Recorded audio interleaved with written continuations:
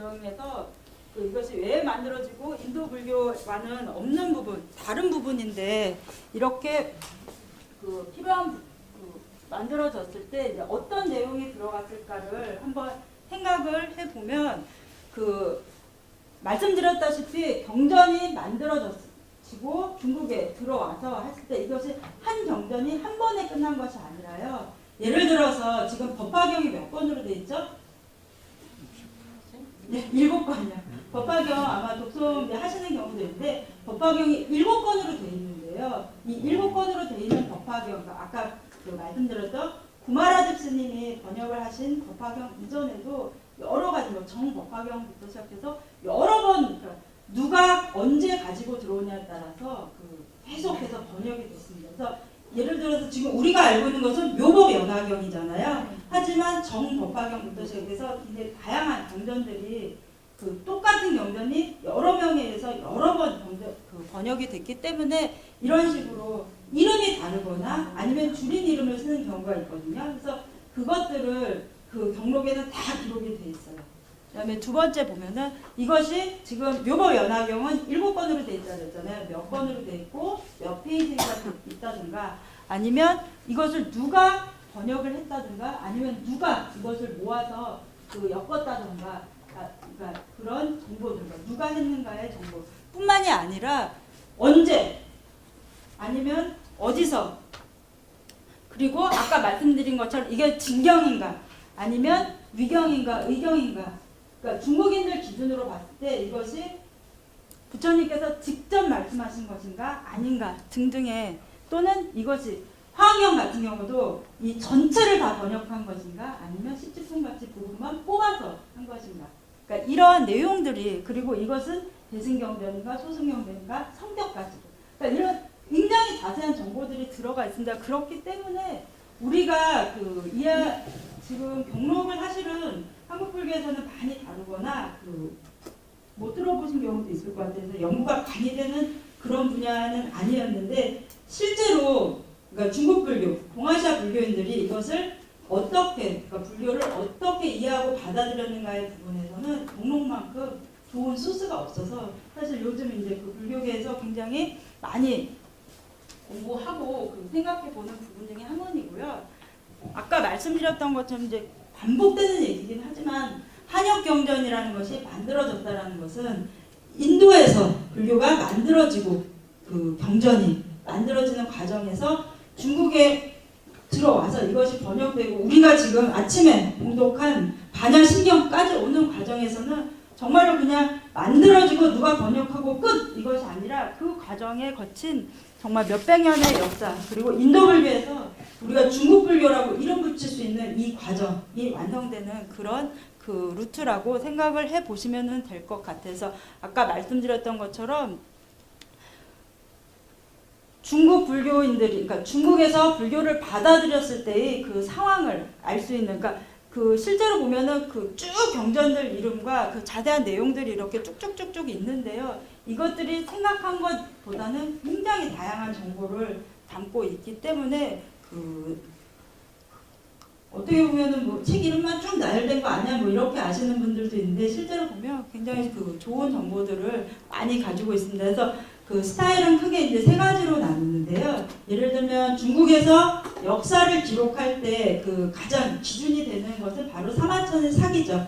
그래서 우리 조선왕조실록에도 나와 있는 것처럼 몇 월 며칠 왕이 날씨는 어땠는데 왕이 뭐 했다. 즉 이걸 이제 편년체라 그러거든요. 시대순 일기 마치 일기처럼 이렇게 쭉 나가는데 그런 식으로 경록이 만들어지는 경우가 있고요. 이제 그런 경우가 있고 아니면 어떤 아까 말씀드렸던 대승인가 소승인가 등등의 분류 기준을 만들어서 거기에서 쭉 이어지는 경우가 있고 물론 이제 두 개를 혼합해서 쓰는 스타일이 있고 근데 크게 나누면 이렇게 세 가지 스타일이 있구나라고 말씀을 드릴 수가 있을 것 같습니다. 그래서 지금까지 말씀드렸던 내용은 중국의 불교가 들어와서 그러니까 전래가 돼서 유통되는 과정에서 좀 가장 중국 불교의 특징 아니면 중국 불교다라고 이름 붙일 수 있는 한역경전이 이제 만들어지고 유통되는 과정에 대해서 한번 말씀을 드렸고요. 그다음에 이어지는 내용은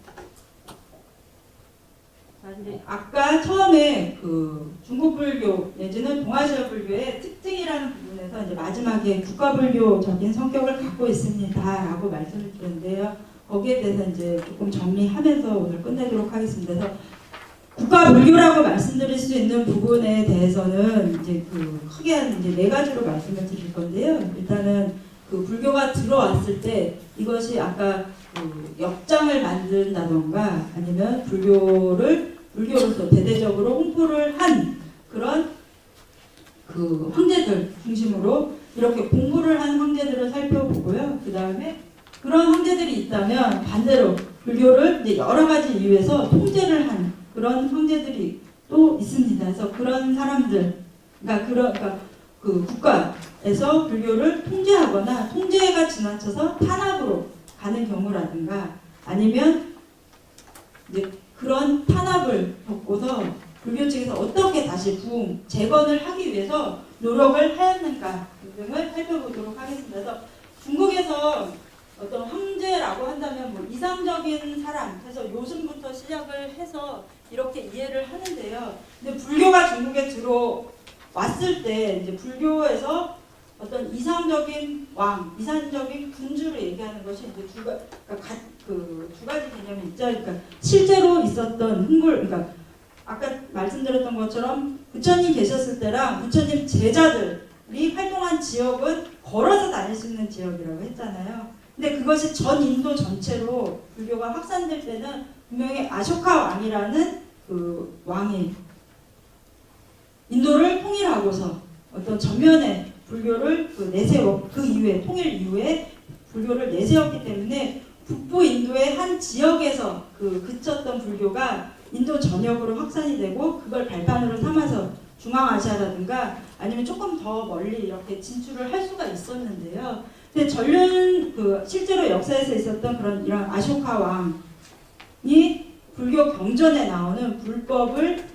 널리 홍보하는 그러니까 그 불법의 바퀴를 끊임없이 계속 굴리는 전륜 상황의 어떤 현실 모델이라고 이제 불교인들은 이해를 하고 이후로는 이상적인 군주, 이상적인 왕, 이상적인 통치자 했을 때는 아쇼카 왕 내지는 거의 전륜 상황을 같은 그 개념으로 이해를 했는데요.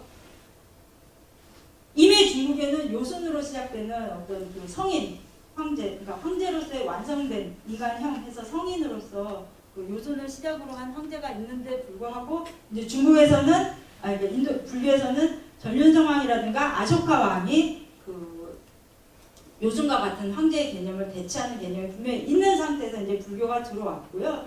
그러면 그 불교파 안에서 가장 두드러지게 공부를 한 황제를 이제 보통 뭐 여러 명 있지만 그 중에서도 3명을 뽑는다고 한다면 그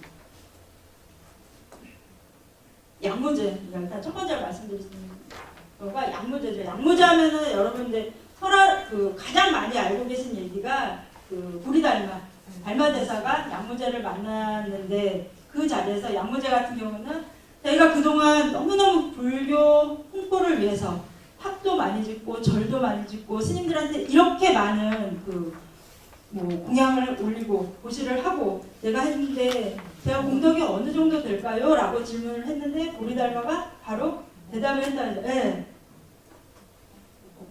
네, 없다고 하죠. 네. 하는 그 설화 내지는 혹시 자비도량 참법 기도하시나요? 네. 하신 적 있나요? 그 시작하실 때 양무제 황후 치씨, 구렁이가 된 치씨 얘기로 유명한 바로 그 양무제입니다. 근데 이게 사실은 둘 다 이게 역사적인 기록인지 기록으로 남긴 것인지 아니면 불교가 중국에 들어왔을 때의 설화처럼 설화인지에 대해서는 그러니까 실제한 역사인지 설화인지에 대해서는 조금 얘기가 왕왕 다르게 일어나고 있고요.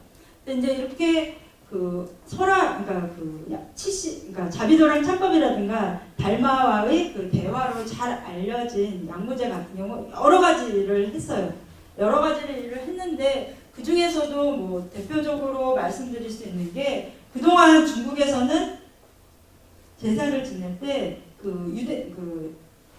동물을 희생을 하는 희생 제사를 지냈었거든요. 이때까지만 해도 지금은 우리가 그렇게 제사를 지내지 않잖아요. 근데 굉장히 그 신심이 깊은 불교인 황제였고 그렇기 때문에 걔를 받은 불자로서 나는 오계를 보살계 이전에 이제 오계를 꼭 지키는 불자다라는 그 인식이 강했기 때문에 그동안 동물을 그 산 동물을 제사에 쓰던 희생제를 떡과 과일로 대신해라라는 그 칙령을 발표를 해요. 그래서 이후로는 그 중국 역사에서 동물을 희생으로 하는 산 짐승을 바치는 제사가 이제 이후로는 사라진다던가 아니면 아까 구마라집 스님이 그 번역을 하는 장소에서 혼자 하는 것이 아니라 그랬죠. 그러니까 가운데 스님이 계시고 쭉 이렇게 사람들이 모여있는 상태에서 중국인 제자들이 이것이 중국어랑 맞는지 아닌지 검수를 하고 또 윤문을 한다고 했잖아요. 황제인데도 불구하고 아유광경을 번역하는 그 역장에 가서 직접 필수로 참가를 합니다. 그러니까 이런 식으로 굉장히 그 실질적인 그 불교 홍보를 그러니까 개인적인 신앙을 넘어선 그런 활동을 했기 때문에 별명이 그냥 황제가 아니라 황제인데도 보살이다. 그러니까 황제 보살이라는 칭호가 붙을 정도로 그 굉장히 양무제 그러니까 여러 가지 면에서 이제 그 공부를 한 황제로서 양무제를 들 수가 있고요. 두 번째 수문제 같은 경우는 역시 뭐 이제 역사서라기보다는 설화로서 전설로서 내려오는 부분인데요. 태어난 것 자체가 절에서 태어났고 또 이제 그 절에서 태어난 다음에 양욕 길러진 것도 비구니 지선 스님에서 길러진다든가 어렸을 때 이름이 나라연이에요. 나라연. 역사 나라연. 김강 역사의 나라연. 그러니까 이런 식으로 그 아명이 어렸을 때 이름이 그 나라연일 정도로 불교와의 관계가 굉장히 많다라는 것이 잘 알려져 있는데요. 근데 무엇보다 그 수 문제 같은 경우는 여기 국사라고 그 짓고 또는 관사라고 표현을 하는 것처럼 처음으로 국가에서 그러니까 절을 짓고 그러니까 거의 관청과 같이 그러니까 수도에도 절을 짓고 지방에도 절을 지어서 각각의 관리를 직접 국가에서 감독이 들어가는 그런 그 대흥선사를 시작으로 하는 이런 그 사찰들을 짓는 그런 국가 사업으로서 절을 짓고 관리 감독하는 그런 것이 이제 처음으로 소문제 때 생기고요. 이후에 이거는 수 문제 이후에 많은 황제들 그리고 중국뿐만이 아니라 한국이나 일본에서도 이 형태가 그러니까 나라에서 국가에서 절을 짓고 관리 감독하는 일명 관사 내지는 국사라고 불리는 그런 절들이 이제 생겨나게 되고요. 그다음에 뭐 25종 5중이라고 표현한 거는 무엇이냐면 지금 스님들이 이제 많이 생겼잖아요. 생기고 나서 그 관리 감독을 그러니까 뭐 그 25중이라고 불리는 스님 25분 아니면 5중이라고 불리는 스님 5분 그러니까 스님들 안에서 그러니까 그 통솔을 하고 관리를 할 수 있는 대표적인 스님들을 뽑아요. 이게 문제가 된다기보다 불교 그 일정에서 말하는 것과는 조금 다르죠. 그러니까 그러니까 승단의 관리, 그러니까 스님들 일은 스님들끼리 해야 되는데 이 수 문제 때가 되면은 절도 나라에서 짓고 관리 감독을 한다던가 아니면 그 승단, 스님들의 관리 감독까지도 국가에서 임면을 하게 되는 이런 일이 생기게 되는 게 이게 이제 가장 큰 수문제가 봉골 황제로서 일은 했지만 좀 국가 불교로서 중국 불교, 동아시아 불교의 성격을 그 가늠하는 그런 역할을 그러니까 그런 사업을 정책을 펼치기도 했습니다. 그리고 뭐 불교와 도교 보호 같은 경우는 법으로 아예 불상을 훼손한다던가 아니면 도교 같은 경우는 그 이전에는 도가사상이었지만 그 도가사상 노자 장자 단계에서는 그 아직 도교가 아니고 그러니까 경전도 없고 어떤 절과 같은 거 종교 기관도 없고 종교 조직도 없고 그 하던 것이 불교가 들어오고 나서 도교가 체계를 정비를 해요. 그러니까 종교 단체로서 종교 조직으로서 도교 같은 경우도 뭐 도교 경전 도장을 만든다던가 아니면 비구니 스님 있는 것처럼 도사와 여도관을 둔다던가 이런 식으로 그 바뀌어서 드디어 이제 종교로서의 도교가 성립이 됩니다. 그래서 그렇기 때문에 이제 불상을 보고 나서 도교 측에서도 천존상 그러니까 도교의 으뜸이 되는 그러니까 그 노자가 원시 태군으로 이렇게 모셔지는데요. 그런 그 상이 만들어지는데 실제로 이게 훼손이 되는 경우들이 있어요. 그러니까 지금과 같이 지금도 기억하실지 모르겠지만 20년 전쯤에 동국대학교 가면 가운데 팔정도라는 공간, 그러니까 그 약간 이렇게 공간이 있고요. 거기에 죄송합니다. 거기 보면 그 입상 큰 불상이 이렇게 서 있는데요. 월드컵 일어나기 전이었나? 그때 이렇게 밤에 빨간색 페인트로 그 부처님 다리에 이렇게 빨간 십자가가 이렇게 그려진 적이 있어요. 그래서 막 불 때 학생들이 울면서 막 그걸 이렇게 청소하고 학교에서도 막 그 아무나 그 이게 밤에 벌어진 일이야. 낮이었으면 상관이 없을 텐데 밤에 벌어진 일이어갖고 뭐 경비원들이 단속하는데 아마 한계가 있지 않았나 했는데 그때 이제 막 대대적으로 보도가 되고 그 정말 불 때 학생들 그 청소할 때 막 우는 애들도 있고 이랬거든요. 그러니까 그런 식으로 이제 폐불이 일어나는 경우가 있었는데 마찬가지로 그 수 문제 때 그 불상 내지는 도교의 상을 그러니까 불교만은 보호한 것이 아니라 종교로서 도교도 굉장히 이제 보호한 그런 정책들을 했다라는 것을 알 수가 있고요. 또 하나 수 문제가 이제 유명한 일을 하는데 그 중에 하나가 바로 그 이제 연호를 쓰죠. 지금 얼마 전에 며칠 전이었는데 일본에서 천황이 그 바뀌면서 연호를 새로 령화 레이카라는 이제 연호로 그러니까 평성 헤이세이에서 레이카로 바뀌는데 연호를 바꾸겠다 이렇게 하는 것처럼 동아시아에서는 이제 연호라는 그러니까 황제 천황 국왕이 있으면 그 기간 동안 그 이제 특별하게 요 기간에서 요 기간은 내가 통치할 때는 이렇게 부른다라는 것을 연호라고 하는데요. 그 수 문제 때 이제 연호가 바뀌긴 하지만 인수라는 연호를 쓰는 동안에 전국에 그러니까 110군데에 정말로 그 불사리탑을 건립을 3년에 걸쳐서 합니다. 근데 이게 그 중요한 게 뭐냐면요. 우리 생각에 110, 그러니까 3년 동안 110군데의 탑을 여기 짓고 여기 짓고 여기 짓고 나서 차례대로 이렇게 하는 게 아니에요. 그러니까 날짜를 길이를 택해서 그러니까 좋은 날짜 그리고 시간까지 맞춰서 동시다발로. 그러니까 중요한 거는 순차적으로 할 경우에는 여기서 하고 여기서 여기에 탑 만들고 여기에 탑 만들고 하면은 행사가 그 동원되는 인력이라든가 그 탑을 만들고 행사를 법회를 진행할 때 비용을 생각하면 그래도 가능할 텐데 110개의 그 불사리 탑을 3년 그러니까 물론 이제 3년이긴 하지만 한 날에 끝난 게 동일한 시각에 110개의 불사리 탑을 동시에 건립을 합니다. 이거는 대단한 불사인 거거든요. 지금 우리가 생각할 때도 그 지금 그 공원사 같은 경우도 그 미륵대불 그 만드는데 그 3년 기도하시면서 지금 그 원력을 모으고 계시잖아요. 근데 그런 사업을 한날 한시에 동시에 벌이다 보니까 이거는 대단한 그 국가적인 후원에 의해서 불사리탑을 만들게 된 거고요. 또 하나 이때 정말 다양한 서상들, 기적들이 이제 사람들이 목격을 하고 그것이 문헌으로 기록이 된 데서 그 당나라 때, 그러니까 이건 이제 수 문제 때 일어난 일이지만 바로 직후의 당나라 때 도선이라는 스님께서 이것을 다 기록을 하세요. 그러니까 인수사리탑을 그 건립을 하면서 그 법회 때 일어난 다양한 그런 그 신기한 일들, 뭐 하늘에 무지개 뜨고 이런 정도가 아니라요.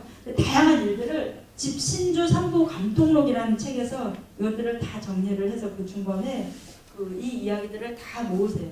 그래서 그것이 지금까지도 이제 보존이 돼 있고 탑이 다 없어진 것은 아니고요. 근데 많은 그 이 인수연간 수문제 때 만들어진 불사리탑이 지금도 남아 있습니다. 그래서 이런 식으로 그러니까 지금 단순하게 그 불교를 공부란 형제들입니다라고 설명을 드리지만 그 실제로 했던 일들을 생각해 보면 양무제도 그렇고 수문제도 그렇고 이건 어마어마한 불사를 그 국가의 힘으로 해냈고 그러니까 그것이 바탕이 돼서 어떤 중국에서 불교가 홍보될 때, 그러니까 더 이렇게 널리 퍼질 때 정말로 힘을 갖고 그 단기간에 그 이루어지지 않았을까 했던 것 같아서 외나라 즉 일본에서 수나라로 온 사신이 이런 말을 해요. 수문제를 보고 황제는 해서에 그러니까 일본 입장이죠. 바다 건너 서쪽이잖아요.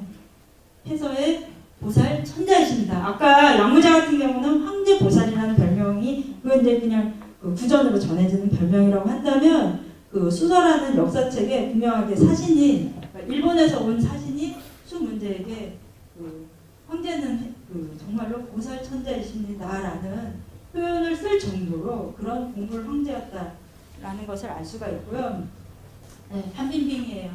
작년 재작년에 세금 탈루했다가 엄청 고생한 그 중국 여배우인데 지금 이 왼쪽에 있는 사진이 뭐냐면 한빙빙이라는 유명한 그 중국 탤런트가 그 측정무라는 드라마 찍으면서 정말 유명해졌거든요. 그 드라마 때 이제 그 타이틀롤 사진인데요. 재밌어요. 시간 되시면 꼭 보세요. 굉장히 한빙빙도 예쁘게 나오지만 드라마 자체가 굉장히 재밌게 나와요. 그 우리가 드라마로 알고 있는 측정무, 근데 보통 초상화하면은 한빙빙처럼 저런 모습은 아니고 오른쪽에 있는 이제 이런 모습이죠. 그래서 이제 그 무신 보통 이제 측정무 하면은 그 알고 계신 분들도 계시겠지만 중국에서 여자 황제로는 최초이자 마지막, 그러니까 처음이자 마지막으로 여자로서 황제가 된 그런 사람인데요. 그러니까 유일무이한 그런 사람이죠. 그리고 뭐 드라마라든가 야사라든가 뭐 이런 데서 여러 가지 그 얘기가 나오고 있지만 하나 생각해 봐야 될 부분은 여자인데 정말로 그 몇천 년의 중국 역사에서 처음이자 마지막으로 황제가 됐어요. 그러니까 거기에 대한 반발이라든가 아니면 그 남편과 자식이 황제였는데 그것을 딛고 뭐 독살했다는 얘기도 있고 하지만 그것을 딛고 황제가 됐을 때 기존의 중국이 갖고 있었던 어떤 사상이나 정책들 가지고는 유지할 수가 없겠죠. 새로 생긴 자기 나라, 그러니까 자기 이름을 따서 무씨이기 때문에 무주라는 나라를 세우거든요. 그러니까 무주에서 새롭게 정책을 펼칠 때는 기존에 있었던 것들 가지고는 여자가 황제가 됐는데 이것은 이제 불가능하죠. 불가능하기 때문에 새롭게 내세운 것이 바로 새로운 것은 없지만 전면에 내세운 것이 바로 불교입니다. 그러니까 불교를 가지고 내가 세운 이 무주라는 새로운 나라가 정당하다. 왜? 나는 미륵과 같으니까 라는 표현을 씁니다. 즉, 이제 원래 있었던 그 당나라에서 아들까지 죽이고 황제가 이제 그냥 태우로서 머무는 것이 아니라요. 황제가 이제 황제로 등극해서 그러니까 당나라를 없애고 무주라는 나라를 세우면 이게 이제 바뀐다 그래서 천명을 바꾼다 그래서 혁명이라는 표현을 보통 쓰잖아요. 그 직전에 그 스님들하고 이제 그 사람들 밑에 신하와 스님들을 모아서 경전을 만들고 그러니까 경전을 새롭게 번역을 하는데 이때 번역한 경전이 대운경이라는 경전이고요. 좀 전에 말씀드렸던 것처럼 수나라 이 앞서 당나라 이전에 수나라 문제가 그 대흥선사라는 나라에서 사찰을 짓고 지방에도 사찰을 나라에서 관리 감독하는 사찰을 짓게 됐다고 말씀드렸잖아요. 마찬가지로 측정무 같은 경우도 대운사라는 그런 사찰을 짓게 됩니다. 그 짓고 거기에 자기가 혁명을 일으키기 직전에 만든 경전인 그 대운경이라는 경전을 다 뿌려요. 다 뿌려서 사람들이 그걸 읽고 공부하게끔 해요. 근데 그 대운경의 내용이 그러니까 쉽게 말하면 측정무가 아까 말씀드렸던 전륜성황 또는 측정무가 바로 그 미륵이라는 내용을 그러니까 대운경을 번역을 하면서 이 내용을 첨가를 해요.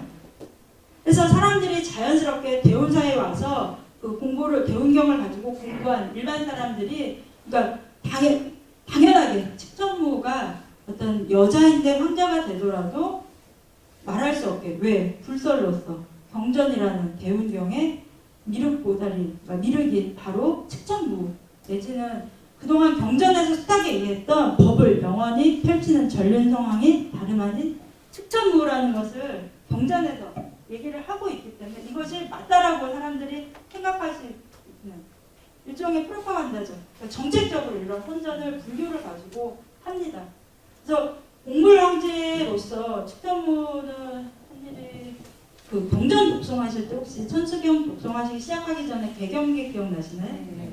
개경계를 바로 측정무가 지었어요. 그러니까 그럴 정도로 불교적인 소양이 깊은 그런 사람이긴 하지만 실제로 개인적인 신앙활동 이외에도 이런 식으로 불교를 어떤 정책적으로 활용을 하게 됩니다. 그래서 이런 부분들이 그 불교가 중국 불교에서 국가 불교가 갖는 여러 가지 성격 중에서 하나로서 이제 이런 공부를 한 황제들의 그 사업들을 그러니까 개인적인 신앙하고는 조금 다른 부분이에요. 예를 들어서 양무제 같은 아까 처음에 말씀드렸던 양무제 같은 경우는 어떤 일을 벌이냐면 동태사라는 그 도읍에 있는 가장 큰 절에 4차례나 가서 그러니까 제발로 황제가 동태사라는 큰 절에 가서 제가 이 동태사의 노비가 되겠습니다 하고 들어가 버려요. 그러면 황제가 그 사찰에 노비가 돼서 들어가게 되는데 밑에 있는 신하들 어떻게 해야 될까요? 네? 따라가고 또 황제 네? 같이 따라가서 같이 노비하고 또 출가요. 황제는 노비가 되고 신하들은 출가하고요. 말려야죠. 말려서 다시 정사를 그게 해야죠. 어떻게 하겠어요? 노비니까 몸값을 지불을 해야죠. 그 신하들이 그 양무제가 동태사에 가서 노비가 될 때마다 정말로 어마어마한 그 양의 돈을 갖고 절에 찾아가서 황제를 다시 그러니까 돈을 좀 사는 거죠. 근데 황제의 몸값을 얼마를 줘야 도대체 황제의 몸값이 될까요? 너무 적으면 이거는 뭐 내 몸값이 이거밖에 안 된 이렇게 되는 거고 하기 때문에 정말 그 당시 경제로서는 상상할 수도 없는 정도의 돈을 내고 동태사에 가서 노비가 된 양무제를 다시 데리고 와요. 네, 장난 아니죠. 네, 금액이 장난 아니어서 이제 일부 그 중국사 전공하시는 분들 중에는 그게 이제 양나라가 망하는 그 큰 원인 중에 하나가 바로 양무제의 그런 그 노비가 되는 그러니까 그런 그 공부 활동이었다는 이렇게 그 비판하는 경우도 있고요. 그래서 이런 경우도 있지만 이런 경우도 있지만 이제 또 하나 저희가 말씀드려야 되는 부분이 바로 그 교단 불교 교단이 이제 어떤 식으로 그 아까 잠깐 대흥선사라든가 대우사처럼 불교 사찰을 국가에서 만들고 그 운영 그러니까 관리 감독을 한다고 했잖아요. 그러니까 이런 식으로 불교를 어떻게 통제했는가라는 부분도 분명히 있을 것 그러니까 그 부분에 대해서 한번 생각을 해봐야 될 것 같아요. 그래서 그 지금 우리가 그러니까 저처럼 이제 스님이 된다라고 했을 때는 그 출세간이라는 표현을 쓰는 것처럼 세속사에서는 세간으로부터 떨어지지만 분리가 되지만 그 부처님께 부처님 저를 어디다 지을까요? 여쭤봤을 때 부처님께서 분명하게 대답을 하시죠. 마을에서 너무 멀지도 그 마을에서 너무 가깝지도 않은 곳에 그 아라냐를 만들어라라고 말씀을 하시는 것처럼 그러니까 승간과 승가 그러니까 출가라고 표현을 하지만 사회로부터 완전히 분리된 것도 아니고 그렇다고 그 속에 완전히 들어가 있는 것도 아닌 이제 그런 관계를 유지를 하는데요. 그러니까 그것이 그 불교 교단 내지는 그 불교 승단이 갖는 그 큰 성격 특징 중에 하나라고 말씀을 드릴 수가 있을 텐데요. 근데 중국 불교에서는 이게 좀 다른 양상으로 나타납니다. 아까 대흥선사라든가 아니면 그 대운사 등등의 그러니까 국가에서 관리 감독하는 사찰을 만들고 진행했던 것처럼 중국은 진시황이 그 중국을 통일하고 그 이후로 정말로 그 황제를 정점으로 하면 고도화된 관리 체계를 가지고 조직 사회잖아요.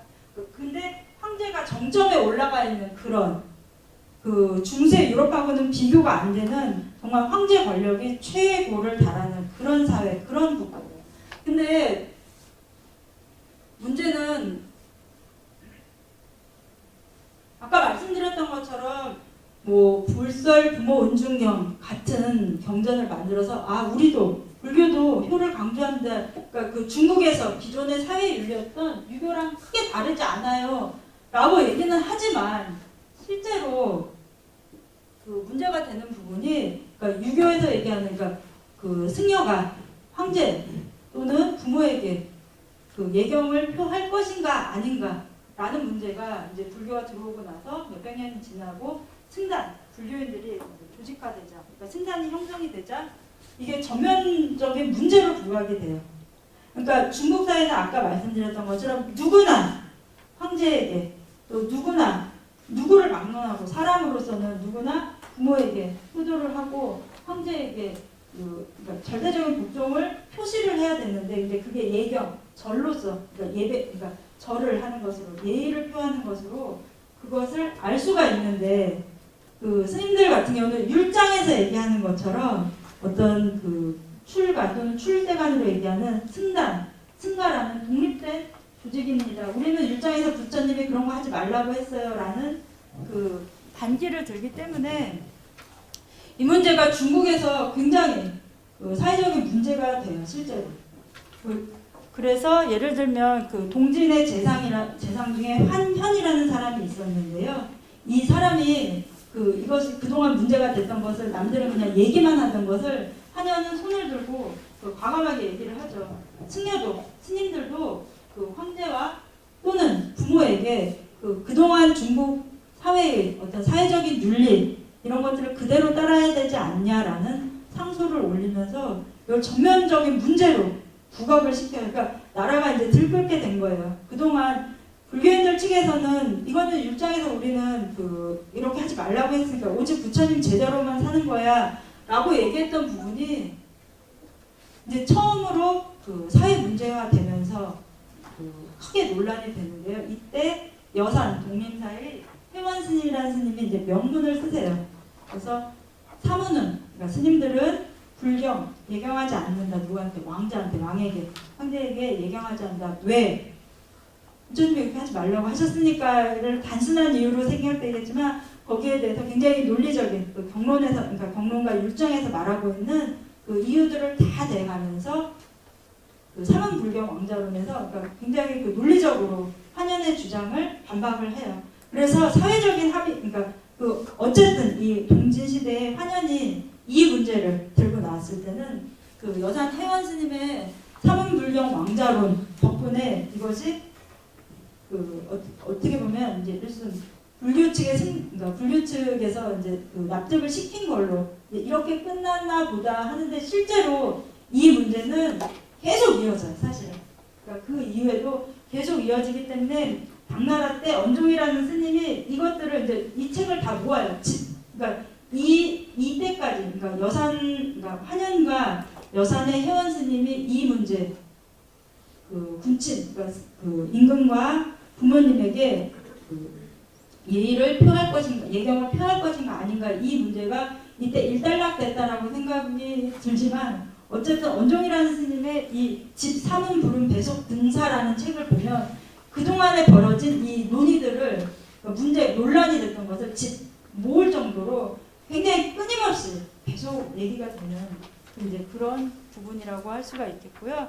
그래서 지금 말씀드렸던 것처럼 전면으로 그냥 사회 이슈화된 문제는 뭐 하나를 얘기한다면 백운침 문제, 그러니까 예경을 표할 것인가 아닌가 라는 문제를 얘기할 수가 있겠고요. 또 하나는 승관, 그러니까 스님들끼리 승단을 운영하고 조직하는 거에서 끝나는 것이 아니라 국가에서 이것을 승려들의 관직을 만들어서 관리 감독하는 시스템으로 나가게 된다 해서 아까 잠깐 말씀드렸던 것처럼 국가에서 사찰을 만들고 이것이 관리 감독하는 것과 마찬가지로 승려들의 관직을 만들고 이것을 관리 감독하는 관청을 두고 결국 국가에서 승단을 통제하는 이런 양상이 벌어지는데요. 이거는 중국에서만 그치는 것이 아니라 한국이나 일본 불교에서도 마찬가지로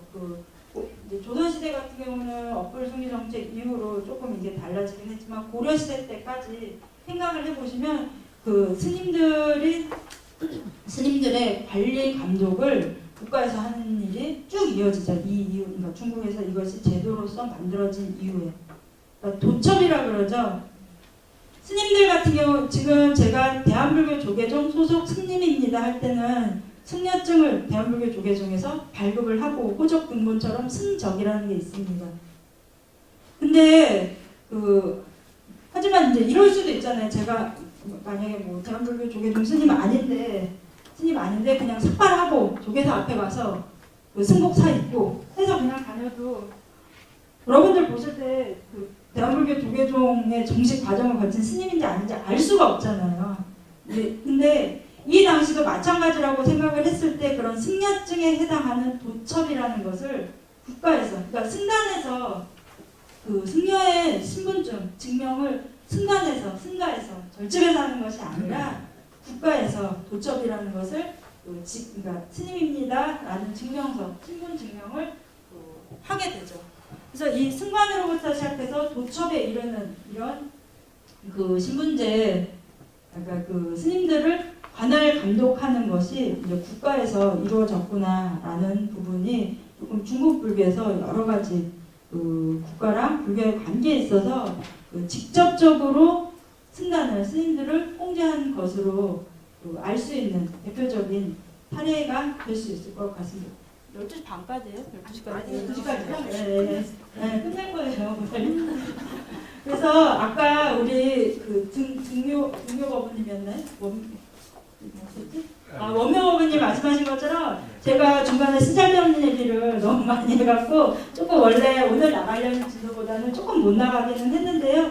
다음 주에 이제 이 부분 국가랑 불교 부분하고 조금 이어갖고 그 마저 말씀을 드리도록 하겠고요. 그 다음에 그 처음에 말씀드렸던 것처럼 어떤 중국 불교 내지는 중국 불교 사상사라고 말씀드리는 부분은 인도 불교랑 어떻게 다른가라는 부분이 어쩔 수 없이 이제 그것이 가장 큰 특징이 될 수 있을 것 같아서 거기에 조금 초점을 두시고 생각을 해보시면 좋을 것 같습니다. 오늘은 이상으로 마치도록 하겠습니다. 네.